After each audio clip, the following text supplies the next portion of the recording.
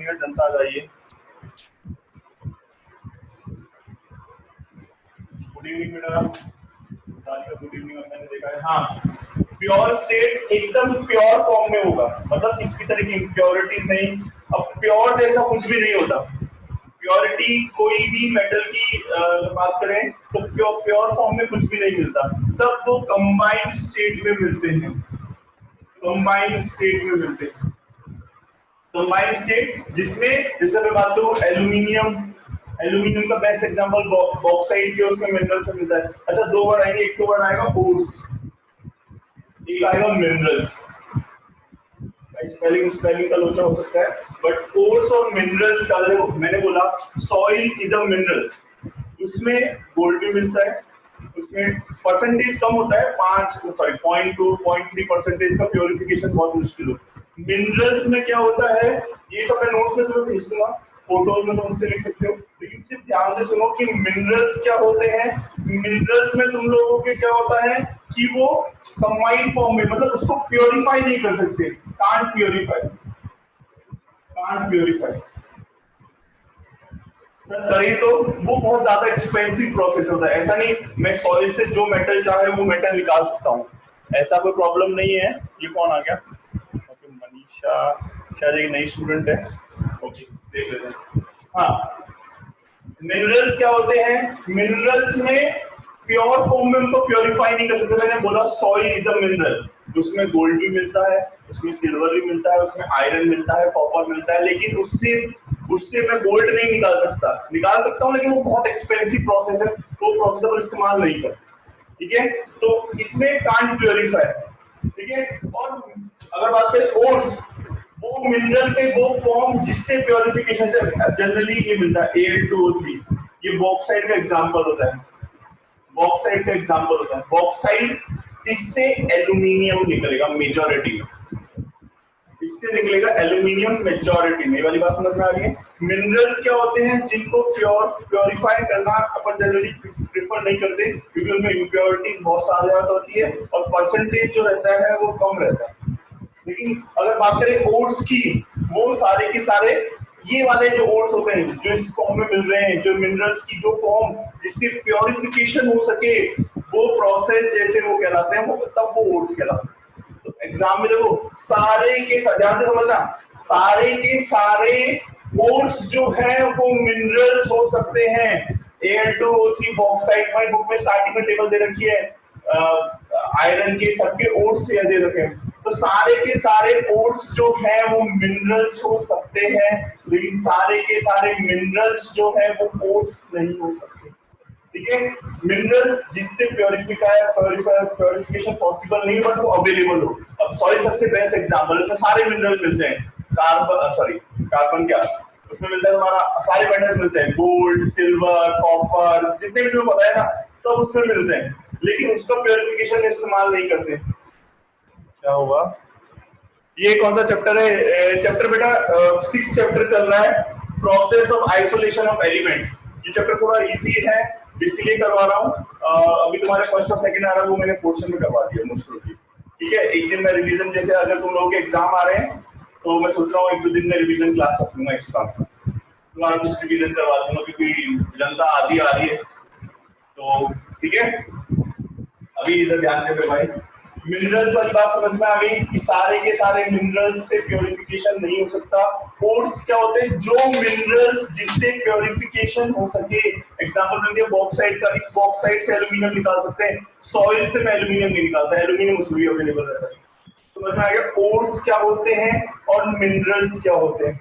अब बोले मेटलर्जी जो अपनी हेडिंग है होता है, लेकिन हाँ मेटलर्जी क्या होती है अपनी, जो इसमें जिस चैप्टर का नाम मेटलर्जी बोलते हैं, मेटलर्जी क्या होता है? इन ओर्स को प्योरिफिकेशन का जो प्रोसेस होता है, डेफिनेशन क्या होता है? The process of extracting pure metal from its ore, कि इस ओर से प्योर एल्यूमिनियम बनाने का जो प्रोसेस है वो क्या कहलाता है? मेटलर्जी कहलाता है। 3 फंडे अपन को देखने हैं जनरली, जो अपन को बेसिक बात वापस सुनो ध्यान से। कौन कौन आ रहा है भैया? जनता ज्यादा क्या आ रही है? देखो जनरली जो मेटल्स होते हैं प्योर फॉर्म में नहीं मिलते, वो हमेशा कंबाइंड स्टेट में मिलते हैं। दो तरह की स्टेट होती है, ध्यान से सुनना, एक होती है मिनरल्स, एक ओर्स। मिनरल्स में सब कुछ अवेलेबल रहेगा, लेकिन प्योरिफिकेशन मिनरल से नहीं करते क्योंकि उसमें रेशो कम या ज्यादा या प्रोसेस बहुत लेंथी होता है, एक्सपेंसिव होता है, जो अपने लिए फायदेमंद नहीं है। अब मैं सॉइल से भी गोल्ड निकाल सकता हूँ, लेकिन प्रोसेस इतना एक्सपेंसिव है ना, जितना तो 2 ग्राम गोल्ड निकलेगा इतने 1 किलो सॉइल से, उतना तो मेरा एक्सपेंसिव हो जाएंगे, तो उससे नहीं। ओर्स क्या होते हैं? जिन मिनरल से मैं प्योरीफाई कर रहा हूं, जैसे मैंने एग्जांपल बॉक्साइट का, बॉक्साइट से मैं क्या कर रहा हूं?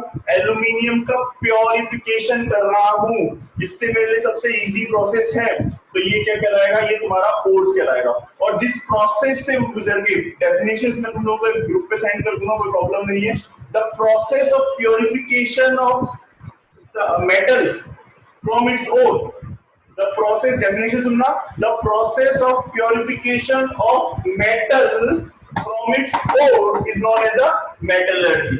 मेटलर्जी क्या होता है? जिस प्रोसेस से एल्यूमिनियम का मैंने प्योरिफिकेशन किया। अब डिपेंड करता है उसमें इम्प्योरिटी किस तरह की है भाई, डिपेंड करता है बच्चों पे सुधारना है। एक बच्चे से प्यार से मान जाए, एक दो चार ढील होते जो हथियार से मानते हैं, तो पुराने आज आई में से एक भी नहीं आया है, तो हथियार वालों को हथियार से समझाया जाता है।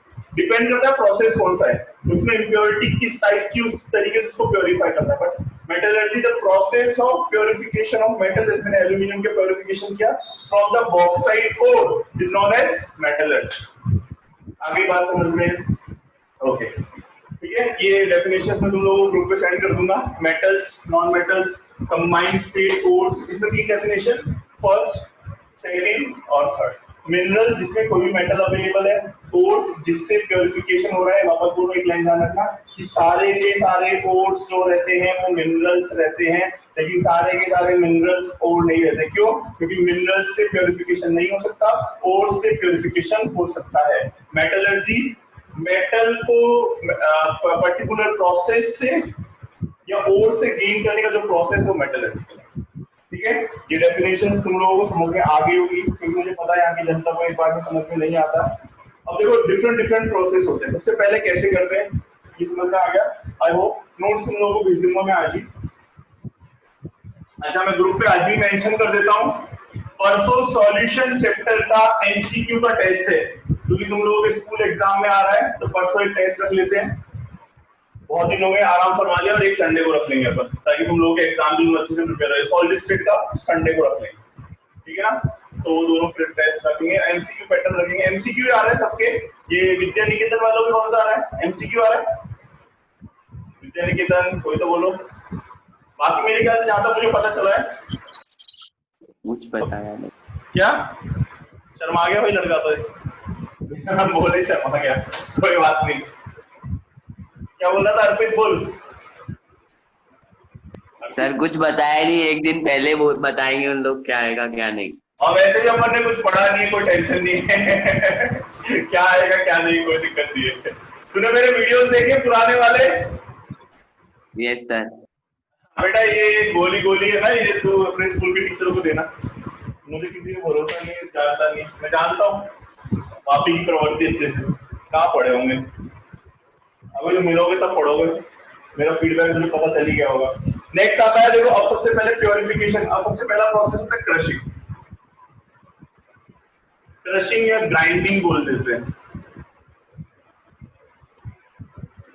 क्रशिंग या ग्राइंडिंग में क्या होता है, सिंपली सुन लो, इसमें डेफिनेशन लिखिए ना, most of the ores obtain from the crust, मतलब बड़े बड़े जो रॉक्स निकलती है, चट्टानें निकलती है, ठीक है, रॉक्स को क्या करते हैं? क्रशर से। अब अलग अलग तरह के क्रशर होते हैं, एक तो इस तरह का क्रशर होता है, यहाँ से वो यहाँ पे क्रश हो जाता है। एक इस तरह का होता है कि यहाँ से वो हथौड़ा चलता रहता है, जैसे ऐसे वाला। तो क्रशिंग क्या होता है? बड़े बड़े रॉक्स को छोटे छोटे स्मॉल स्टोन्स में कन्वर्ट करना, क्रशिंग, सिंपली क्रश करना। क्योंकि इतने बड़े रॉक को प्योरिफिकेशन करना इजी नहीं है, तो उसको क्रश कर देते हैं। पहला सबसे सिंपल मेथड क्रशिंग, बड़े बड़े स्टोन्स या रॉक्स को, मेटल की, इसमें ऑक्साइड भी सब कुछ है, मैंने सिर्फ रॉक को सिंपली माइनिंग से निकाला है और उनको क्रश कर रहा हूँ, ताकि मेरा प्रोसेस थोड़ा कन्वीनियंट हो। इतना हैवी मेटल को उठाना बहुत पॉसिबल नहीं है, तो सिर्फ सिंपली क्रशर से उसको ब्रेक कर देते हैं, क्रशिंग। ठीक है, अब इसमें दे रखी है, हेडिंग दे रखी है कंसंट्रेशन ऑफ ओर। इसमें डिफरेंट डिफरेंट टाइप आते हैं। क्रशिंग में सिंपल क्रश करना है और कुछ भी नहीं है। सब चीज की डेफिनेशन तुम लोग ग्रुप पे मिल जाएगी, टेंशन मत लो। और ये इतना इजी चैप्टर है, एनसीईआरटी का उठा के, अच्छा ये 4 to 5 मार्क का है सबके, 4 to 5 मार्क्स में आएगा एग्जाम। स्टेट बोर्ड ने कोई पोर्शन कम नहीं किया अभी तक, ऑफिशियली कोई अनाउंसमेंट नहीं आया है, तो मैं सोचा सर हमारा भी कम हो जाएगा, भगवान हम पे दया करेगा, भगवान तुम पे कोई दया नहीं करेगा। अब मैं एक बात बोलूँ ना, अगर पोर्शन कम हो जाता है ना, जो पोर्शन उन्होंने दिया है ना, उसके बिना केमिस्ट्री में समझ ही नहीं आएगी। वो पोर्शन ऐसा है मुझे पढ़ाना ही पड़ेगा, वरना तुम्हें आगे के चैप्टर समझ ही नहीं आएंगे। क्योंकि पोर्शन कम करने से तुम्हें कोई लॉटरी नहीं लगी, सारा पढ़ाने वाला हूँ। ऐसा थोड़ी होता है, इतना बड़ा पोर्शन हमने रातों रात कम कर दिया। हाँ, कंसंट्रेशन ऑफ ओर क्या करते हैं कि मेटल ऑक्साइड्स, इसमें डेफिनेशन में क्या लिखा हुआ है, देखो बुक की डेफिनेशन देख लेते हैं। The ore is obtained from earth plus is associated with large number of non-metallic impurities such as sand. अच्छा, उसने क्या बोला कि जो concentration of ores क्या होता है कि ores में से, ores मतलब तुमने स्टोन से क्रश कर लिया, अब इस छोटे छोटे ores के जो पार्टिकल हैं इसमें से सैंड से रिलेटेड इम्प्योरिटी, सैंड भी तो उसमें ऐड होता है, सैंड या क्ले से रिलेटेड इम्प्योरिटी क्या होता है, प्योरीफाई करना। बुक की डेफिनेशन क्या कहती है कि नॉन मेटेलिक इम्प्योरिटीज को सेपरेट करना। नॉन मेटेलिक इम्प्योरिटी में जनरली सबसे इंपॉर्टेंट आता है सैंड या फेल्सपार या रॉक सॉल्ट, रॉक चट्टानों को बेसिकली छोटे छोटे स्टोन्स कन्वर्ट कर लिए। कंसेंट्रेशन ऑफ ओर कहता है कि इम्प्योरिटीज किस तरह की रहती है,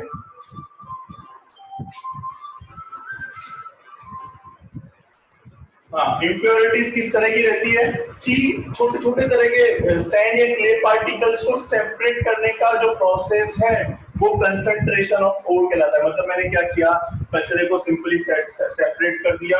अब अलग अलग प्रोसेस, इम्प्योरिटी पे डिपेंड करता है कौन सा प्रोसेस इस्तेमाल कर रहे हैं, लेकिन मैंने क्या किया, सैंड या क्ले से रिलेटेड इम्प्योरिटीज को क्या कर दिया, सेपरेट कर दिया। कंसंट्रेशन ऑफ ओर मतलब मैंने बोला कि 70% का क्राइटेरिया है, तो किसी स्कूल में एडमिशन के लिए 70% का क्राइटेरिया, तो उन्होंने सिर्फ 70% वाले कंसंट्रेट किए हैं, बाकी सबको निकाल दिया। अब सैंड और क्ले इम्प्योरिटी है, उनको सेपरेट करने का प्रोसेस जो है, कंसंट्रेट करने का प्रोसेस जो है वो कंसंट्रेशन ऑफ ओर कहलाता है। अब कई बार वो केमिकली रिएक्ट भी होता है, ये एक फिजिकल प्रोसेस होता है जनरली, इसमें केमिकल रिएक्शंस बहुत रेयरली एग्जिस्ट करती है, ठीक है, जनरली फिजिकल। एक तो एग्जांपल है, एक्सेप्शन भी है, लेकिन ये फिजिकली होता है जो उनको सेपरेट कर देते हैं। सबसे पहला तरीका, इसमें कंसंट्रेशन ऑफ में डिफरेंट डिफरेंट प्रोसेस। सबसे पहला तरीका, डेफिनेशन तुमको समझ में आ गई कि कंसंट्रेट करना ओर्स को, जनरली इसमें सैंड और कौन सी इंप्योरिटीज है, स्टोन, लाइमस्टोन जैसी इंप्योरिटीज को सेपरेट करना, ठीक है। अब सबसे पहला आता है हाइड्रोलिक वॉशिंग। देखो ये स्टार्टिंग इजी है, इसलिए मैं तुम्हें हाइड्रोलिक वॉशिंग भी, हाँ इसमें हाइड्रोलिक वॉशिंग दे रखा है तुम्हारे बुक में,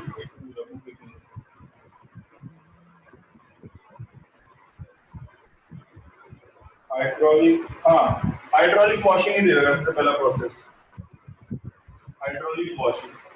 हाइड्रोलिक वॉशिंग में क्या करते हैं, सिंपली पानी से साफ कर लेंगे, पानी के अंदर डालेंगे, जो डस्ट पार्टिकल्स होंगे, जो मिट्टी होगी जो पानी से हैवी होगी नीचे सेटल डाउन हो जाएगी, सेपरेट हो जाएगी। हाइड्रोलिक वॉशिंग सिंपली अपने आप को एक्सप्लेन कर रहा है, बुक में लिखा हुआ है the base of difference of gravity on the ores of gang.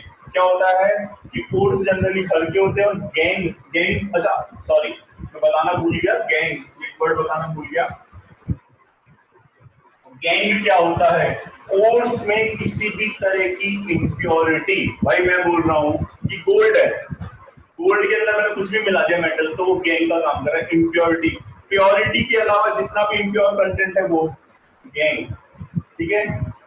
जो फिजिकल प्रोसेस सेपरेट होता है, जनरली इंप्योरिटीज को गैंग बोलते हैं यहाँ पे, ठीक है। जो अनवांटेड थिंग्स है वो गैंग है, ठीक है। तो उन्होंने क्या बोला, it is the base of the difference of gravity and ores and gang. क्या होता है, पानी जैसे डालते हैं, मिट्टी की क्या खासियत होती है तुमने देखा है, मिट्टी ऑटोमेटिकली नीचे की तरफ सेटल डाउन हो जाती है, तो नीचे की तरफ गैंग सेटल डाउन हो जाएगी, मिट्टी या इंप्योरिटी हाइड्रोलिक वॉशिंग से जो भी डस्ट है वो हैवी होकर क्या हो जाएगी, नीचे की तरफ सेटल डाउन हो जाएगी, उनको क्या कर लेंगे, सेपरेट कर लेंगे। हाइड्रोलिक वॉशिंग इस पर डिपेंड करता है, ग्रेविटी सेपरेशन पे कैसे डिपेंड करता है, गैंग हैवी होती है तो नीचे की तरफ सेटल डाउन हो जाएगी और इम्प्योर मेटल क्या रहेगा, ऊपर की तरफ फ्लोट होता रहेगा। बात समझ में आ रही है, ये वाली चीज क्लियर है, इम्प्योरिटी क्या रहेगी, ऊपर की तरफ फ्लोट होती रहेगी। तो सिंपली हाइड्रोलिक वॉशिंग, बुक में क्या लिखा हुआ है, यही बुक से लिखना है, इन सच प्रोसेस अब upward stream is running water, पानी से सिंपली धोया जाता है सारी इम्प्योरिटी नीचे की तरफ मिट्टी की फॉर्म में और सेपरेट हो जाती है जैसे। ठीक है, पानी के भाई रखा है मैंने मिट्टी को स्प्रे पाइप से पानी छिड़क दिया, गैंग निकल गई, काम खत्म। ठीक है, पहला प्रोसेस तो तुम्हें इजी समझ में आ गया, ग्रेविटी सेपरेशन। इसे ग्रेविटी सेपरेशन भी बोलते हैं, क्यों? क्योंकि गैंग जो रहती है वो हैवी रहती है और ग्रेविटी की वजह से नीचे की तरफ सेटल डाउन रहती है, तो इसे ग्रेविटी सेपरेशन भी बोलते हैं। ठीक है, इसमें जनरली आयरन से रिलेटेड इम्प्योरिटी को सेपरेट किया जाता है।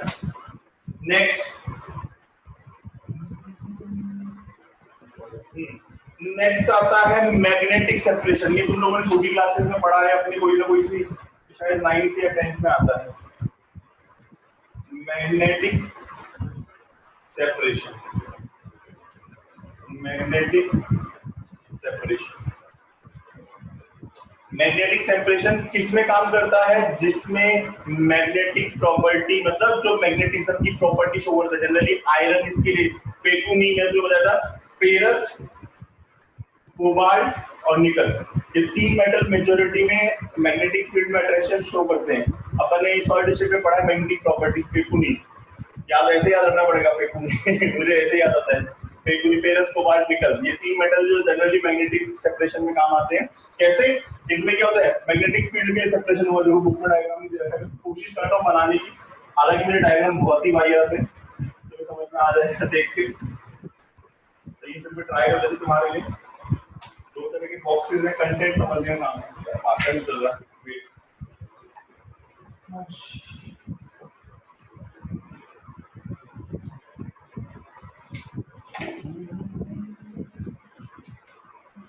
हाँ देखो, मैग्नेटिक सेपरेशन में क्या होगा, यहाँ से कुछ भी मेटल आ रहा है क्रस्ट फॉर्म में, ठीक है, यहाँ ये चल रहा है, ठीक है, दो तरह के बॉक्सेस होंगे, ये जो रहेगा ये मैग्नेटिक रहेगा, ये जो रहेगा वो मैग्नेटिक रहेगा, ये जो शाफ्ट है वो मैग्नेटिज्म शो करेगी। खत्म हो गई है,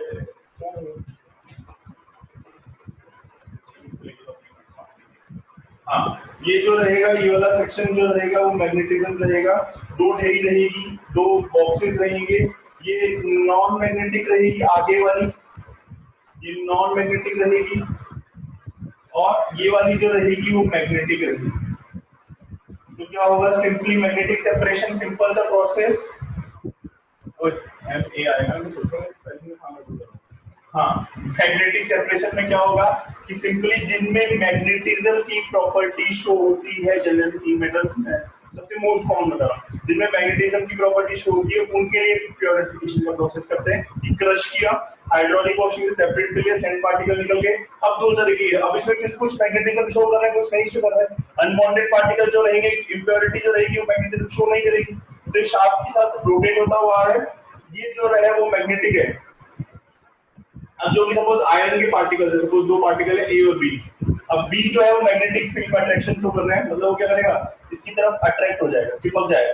जैसे ही ढेरी आगे की तरफ जाएगी, नॉन मैग्नेटिक पार्टिकल जो रहेगा वो नॉन मैग्नेटिक, और ये मैग्नेटिक जो रहेगा यहाँ तक रोटेट होगा, और इस पॉइंट पे ये हैवी हो जाएगा, इतना भी ज्यादा मैग्नेटिज्म शो नहीं करेगा, तो ऑटोमेटिकली नीचे की तरफ सेटल डाउन हो जाएगा। दो तरह की इंप्योरिटीज, तो ये वाला इसमें काम आता है मैग्नेटिक सेपरेशन, जिनमें मैग्नेटिक प्रॉपर्टी शो होती है, आयरन, कोबाल्ट, निकल, जिनमें मैग्नेटिक प्रॉपर्टी शो होती है, उनके रिस्पेक्ट में ये वाला इस्तेमाल होता है। सिंपली डायग्राम, अच्छा एग्जाम में देखो बेटा, एक चीज ध्यान रखना, इस वाले चैप्टर में तुम्हें सारा गणित जो है वो डायग्राम का है। तुम 2 मार्क 4 मार्क, अगर 2 मार्क का थ्योरी आता है, इसमें डायग्राम है या रिएक्शन है, तो तुम्हें कंपलसरी डायग्राम या रिएक्शन लिखने का ही है। मैग्नेटिक सेपरेशन बहुत इजी प्रोसेस है, इतने मार्क्स में नहीं आएगा, 1 मार्क में भी आ जाए तो बहुत किस्म वाले, ठीक है। सिंपली दो ढेरियां रहती है, नॉन मैग्नेटिक रहती है, ये मैग्नेटिक रहती है, जो जैसे ए वाली जो नॉन मैग्नेटिक थी वो ऑटोमेटिकली आगे की तरफ गिर जाएगी, और बी वाली जो इस वाले मैग्नेटिज्म से चिपक जाएगी, और ज्यादा हैवी होने की वजह से यहाँ पे आके इस पॉइंट पे आके नीचे की तरफ सेटल डाउन है। क्यों? क्योंकि ग्रेविटी फोर्स काम करेगा उसके ऊपर, ठीक है। तो ये सिंपली मैग्नेटिक सेपरेशन, ठीक है, मैग्नेटिक सेपरेशन के लिए ये वाला प्रोसेस इस्तेमाल होता है। समझ में आ गया होगा मैग्नेटिक सेपरेशन, इसका एक्सप्लेनेशन तुम लोगों को भेज देता हूं मैं। लास्ट टॉपिक आज का, आज ज्यादा नहीं पढ़ाएंगे, जनता कम लग रही है, आज पहले ही दिन बहुत दिनों बाद क्लास हो रही है। अच्छा, टेस्ट के लिए तुम्हें बता रहा हूँ मैं बेटा, सॉल्यूशन प्रिपेयर कर लो, सबके आ ही रहा है, एमसीक्यू वगैरह अच्छे से प्रिपेयर कर लो, सॉल्यूशन और सॉलिड स्टेट 2 चैप्टर आ रहे हैं, प्रिपेयर बराबर करो। अब नेक्स्ट ये भी तुमने पढ़ा है छोटी क्लास में, फ्लोट फ्लोटेशन। आज का चैप्टर मतलब स्टार्टिंग जो है इजी है चैप्टर, इसलिए मैंने ये वाला चैप्टर उठाया क्योंकि बहुत दिन से केमिस्ट्री पढ़ी नहीं है।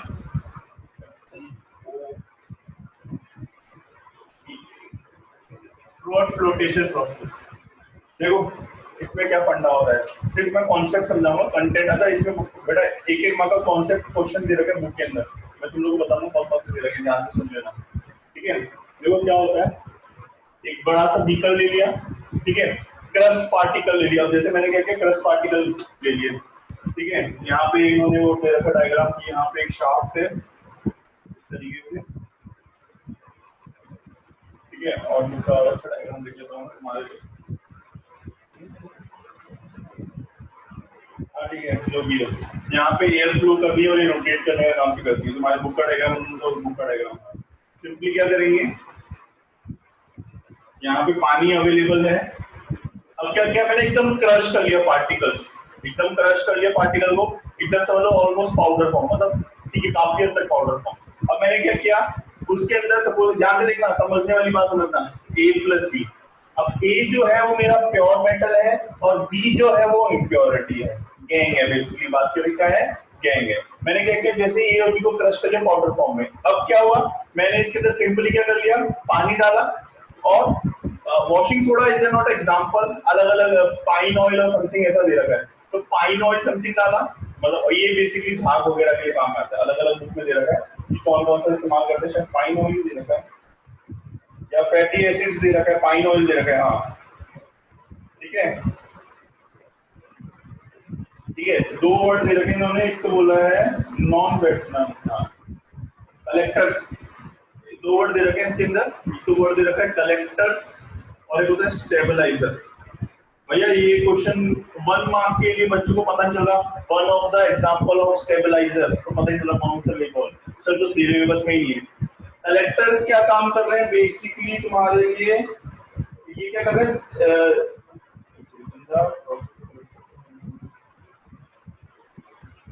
हाँ कलेक्टर्स क्या कर रहे हैं, इसको वेट कर रहे हैं, मतलब उसको अच्छे से झाग वगैरह प्रोड्यूस करने वाला काम जो है वो कलेक्टर्स कर रहे हैं। कलेक्टर्स पाइन ऑयल के एग्जांपल्स क्या कर रहे हैं, इसमें झाग प्रोड्यूस कर रहा है। और स्टेबलाइजर क्या काम कर रहा है, स्टेबलाइजर्स क्या कर रहे हैं, उस जो फॉर्म बना है, वो जो फॉर्म बना है उसकी स्टेबिलिटी बढ़ा रहे हैं। मतलब वो क्या होता है ना, फॉर्म क्या होता है जनरली बन के हैंड टू हैंड ब्रेक हो जाता है, तो स्टेबलाइजर्स कलेक्टर्स उसको वेट कर रहे हैं और फ्लोट कर, मतलब फॉर्म बनाने का काम कर रहे हैं जनरली, और स्टेबलाइजर उस फॉर्म को स्टेबल कर रहे हैं। तो क्या होगा, जैसे ही ये दोनों प्रोसेस ये डाला इसके अंदर मैंने ए बी और ये दोनों कलेक्टर और स्टेबलाइजर डाला दोनों, तो क्या होगा, झाग बने। अब झाग बनने से क्या होगा, प्योर मेटल इतना हल्का होगा ना कि इस फोम के ऊपर कलेक्ट हो जाएगा। ये प्योर मेटल जो रहेगा इस फोम के ऊपर कलेक्ट हो जाएगा, और इम्प्योरिटी जो रहेगी हैवी होने की वजह से सेट नीचे की तरफ सेटल डाउन हो जाएगी। ये जो कह रहा है, ये क्या कर रहा है, एक तरीके से वॉशिंग मशीन इसका बेस्ट एग्जांपल है। वॉशिंग मशीन में डायरेक्ट लगातार झाग बनते जा रहे हैं, ठीक है, ये मैं घुमाते जा रहा हूँ, झाग हल्के हैं इसके ऊपर आ जाएंगे, स्टेबलाइजर झागों को स्टेबलाइज कर देगा, कलेक्टर उनको बनाने का काम कर रहा है। अब मैंने क्या किया, जो भी इम्प्योरिटीज, अब देखो तुम कपड़े कभी गंदे मिट्टी के कपड़े कैसे धोगे, जैसे उसके अंदर डालोगे ना वॉशिंग मशीन में, हमेशा जो मिट्टी होती है ना वो नीचे की तरफ सेटल डाउन, हैवी पार्टिकल्स या गैंग जो रहेगी वो नीचे की तरफ सेटल डाउन हो जाएगी, और मेटल जो रहेगा वो इस फॉर्म पे कलेक्ट हो जाएगा। मेटल जो रहेगा वो इस फॉर्म पे कलेक्ट होता जाएगा, और मैं क्या करता हूँ, फॉर्म को हाथ से सेपरेट करता जा रहा हूँ, अलग से बकेट में भरता जा रहा हूँ, और बकेट में या फॉर्म में क्या है, या तो मेटल है, और पानी को जैसे ही मैं झाग को सुखा दूंगा तो प्योर मेटल मिल जाएगा। बात समझ में आई? फ्लोट फ्लोटेशन मेटल इस तरीके से, मैं क्या होता है दोबारा सुन लो। इसमें क्या था, ए के पार्टिकल्स ऊपर की तरफ कलेक्ट हो गए और बी जो रहता था वो इम्प्योरिटी नीचे की तरफ सेटल हो गया। दोबारा सुन लो, फ्लोट फ्लोटेशन में क्या होता है, एक कंटेनर लिया ए और बी, ए अपना प्योर मेटल, बी से इम्प्योरिटी, दोनों को डाला, झाग बने, झाग बनाने का काम पाइन ऑयल कर रहा है, स्टेबलाइजर झाग को स्टेबल कर रहा है। अब क्या होगा, इम्प्योरिटी जो गैंग रहेगी वो हैवी होने की वजह से नीचे की तरफ सेटल डाउन हो जाएगी, और प्योर मेटल जो रहेगा वो फोम के ऊपर कलेक्ट हो जाएगा। बहुत लाइट कंसीडर कर रहे हैं, ये उन्हीं के लिए होता है जो लाइट वेट होते हैं, जो फॉर्म जो रहेगा इसके ऊपर कलेक्ट हो जाएगा। अपन क्या करेंगे, उस फोम को हाथ से सेपरेट करते जाएंगे, बकेट में भरते जाएंगे, और उस फॉर्म को क्या धूप में रख देंगे, तो सारा जो पानी जो रहेगा वो वेपराइज हो जाएगा, प्योर मेटल जो रहेगा उसका ऑटोमेटिकली कलेक्ट हो जाएगा। तो इस तरीके से क्रॉस कोटेशन होता है। अब इसमें देखो एक एक लाइन पढ़ना जरूरी क्यों है, क्योंकि उन्होंने कुछ कुछ वर्ड दिए। स्टेबलाइजर के एग्जांपल क्रीसॉल और एनिलीन दिया है, क्या बोलते हैं, कलेक्टर्स का एग्जांपल दिया है। इस तरीके से डिप्रेसेंट, एक वर्ड दे रखा है डिप्रेसेंट, क्या करें इस, अभी तुम लोगों को पढ़ना डिप्रेशन क्या होता है, कल की मैं लेक्चर में पूछूंगा, अर्पित से पूछूंगा व्हाट इज डिप्रेसेंट। अर्पित और खुशी का दो काम है, व्हाट इज डिप्रेसेंट क्या होता है मुझे बताना है इस टॉपिक को पढ़ के, वरना मैं समझाऊंगा डिप्रेसेंट क्या होता है। सबसे पहले अर्पित सुन लेना ध्यान से भाई, अभी तू नया आया मार्केट में, ठीक है, तो ये वाला काम करना है, ठीक है। तो बात समझ में आ गई, पूरा प्रोसेस क्या होता है क्रॉस रोटेशन। मैं प्रोसेस तुम लोग को भेज देता हूँ प्रॉपर्ली, लेकिन इसको रिटर्न प्रैक्टिस करना। अच्छा रिएक्शन इसमें तो देख रखे भी, रिएक्शन का तो कुछ है नहीं काम, ठीक है। रिएक्शन अभी आगे वाले टॉपिक में आएगी, लीचिंग से स्टार्ट होगी, तो रिएक्शन वहां से। आज के नोट्स भेज देता हूँ। परसों मोस्ट प्रोबेबली सॉल्यूशन चैप्टर का एमसीक्यू को टेस्ट रख लेते हैं अपन, एक छोटा सा, जिसमें एमसीक्यूज होंगे बोर्ड पे बेस्ड। जहां तक मुझे पता चल रहा है सारे स्कूलों में एमसीक्यू प्रेफर करते हैं जनरली, ठीक है। तो हमको तैयारी करनी है। जिनको कोई भी डाउट हो, नए स्टूडेंट्स, एक दो नए स्टूडेंट्स आए हैं, मुझे नाम नहीं पता, एक तो अर्पित आया और एक बच्ची और आई है शायद, मुझे उनका मैसेज आया था। तो उन दोनों स्टूडेंट्स को मल्टीवर्स आईआईटी के पेज पे जाओ और सॉल्यूशन चैप्टर के पूरे वीडियोस पढ़े वहां पे डेली, स्टार्टिंग में जो अपन ने बनाए थे उसमें से देखो। कोई भी डाउट है, जिसको भी डाउट है वो टॉपिक्स देखो। कोई टॉपिक समझ में नहीं आ रहा मुझे मैसेज करो, अपन डाउट सेशन में इसमें डिस्कस करेंगे, कोई प्रॉब्लम नहीं है। अपन को जल्दबाजी नहीं है, लेकिन अच्छे से आना जरूरी है। जो पढ़े वही पूछना, बिना पढ़े नहीं सर मैं तो आया ही नहीं पूरा चैप्टर समझ में, तो इतना भी महान नहीं हूँ, ठीक है। जो नए बच्चे आए एक दो, उनके लिए मैं बोल रहा हूँ कि वो चैप्टर वहां से पढ़ो, सॉल्यूशन में जितना आता है उतना करो, और ईमानदारी से पूछोगे तो कोई प्रॉब्लम नहीं, पूरा बता दूंगा। लेकिन मुझे लगना चाहिए कि बच्चा एफर्ट कर रहा है, बच्चा बेवकूफ बना रहा है, बहुत स्मार्ट है, तो फिर कुछ बच्चे बहुत स्मार्ट हो जाते हैं ना, समस्या है, ठीक है। आज का लेक्चर ये अटेंड करते हैं अपने बड़ा ores, metallurgy, minerals, hydraulic washing, concentration of और मैग्नेटिक सेपरेशन या ग्रेविटी सेपरेशन, और लास्ट है ये वाला मैग्नेटिक, हाँ हाइड्रोलिक वॉशिंग वाला हो गया, ठीक है। ये सारे टॉपिक्स तुम लोगों को नोट्स भेज देता हूँ, उसमें से लिख लेना। और कोई डाउट हो तो बेटा पूछो, डाउट्स नहीं पूछते हो, डाउट्स नहीं आ रहे हैं किसी का, सब कुछ आ रहा है तो मैं तो बहुत ही बढ़िया, मैं बहुत किस्मत वाला हूँ। Thank you, bye, good night.